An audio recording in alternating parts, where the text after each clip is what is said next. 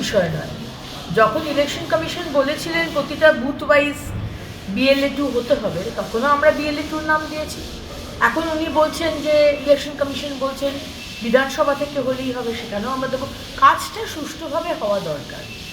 কিন্তু মমতা ব্যানার্জি, অভিষেক ব্যানার্জি যে হুমকির পরিবেশ ভয় দেখিয়ে মানুষকে দমাবার চেষ্টা করছেন, BLOদের ভয় খাওয়াচ্ছেন, BLA 2দের ভয় খাওয়াচ্ছেন, জুতোর মালা পরিয়ে দিচ্ছেন, এটা খুব স্বাভাবিক যে বহু BLA 2 যারা বিরোধী দলে তারা বেরোতে চাইবে না, তারা ভয় পাবে। কারণ আলটিমেটলি তাদের পরিবার আছে, তাদের ফ্যামিলি আছে।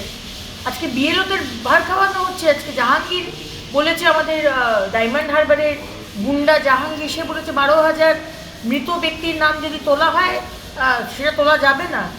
এই ধরনের যে হুমকিগুলো দিয়ে, তার জন্য কিন্তু মমতা ব্যানার্জির সরকার থেকে কোনো স্টেটমেন্ট নেই যে না, একটা বৈধ ভোটারের নামও যেন না কাটা হয় আর একটা অবৈধ ভোটারের নামও যেন না থাকে।